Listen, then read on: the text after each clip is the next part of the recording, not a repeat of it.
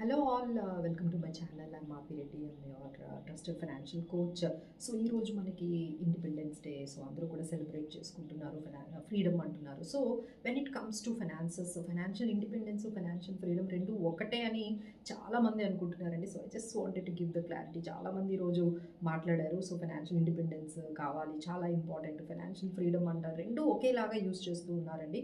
So financial independence అంటే మీరు ఒక్కసారి ఎప్పుడైతే ఎర్నింగ్ అనేది స్టార్ట్ చేసేసారో మీకు ఫైనాన్షియల్ ఇండిపెండెన్స్ వచ్చేసినట్టే. అంటే మీరు శాలరీ కానీ ఏదైనా ఇన్కమ్ వస్తుంది అంటే మీకు ఇష్టమైనట్టు ఖర్చు పెట్టుకుంటున్నారు. So that is you are feeling very independent. ఎక్కడ ఎంత ఖర్చు పెట్టుకోవాలి అదంతా కూడా మీ కంట్రోల్లో ఉంటుందండి. సో ఎప్పుడైతే మీరు మీ మనీని మీకు ఇష్టమైనట్టు ఖర్చు పెట్టుకునే ఆ పర్టికులర్ కెపాసిటీకి వచ్చేసారో మీకు ఫైనాన్షియల్ ఇండిపెండెన్స్ వచ్చినట్టేనండి. But that is not financial freedom. Financial freedom అంటే మీకు ఇన్కమ్ లేకపోయినా అదే లైఫ్ స్టైల్ కంటిన్యూ చేస్తారు చూడండి, అది financial freedom.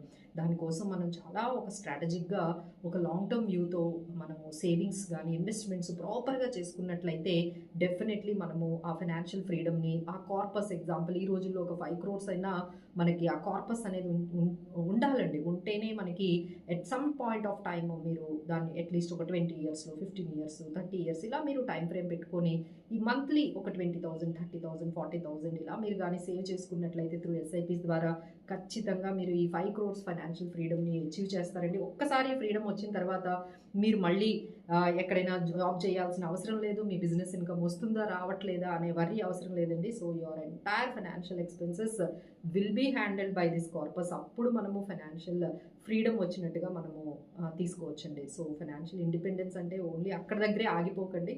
Please do march towards financial independence.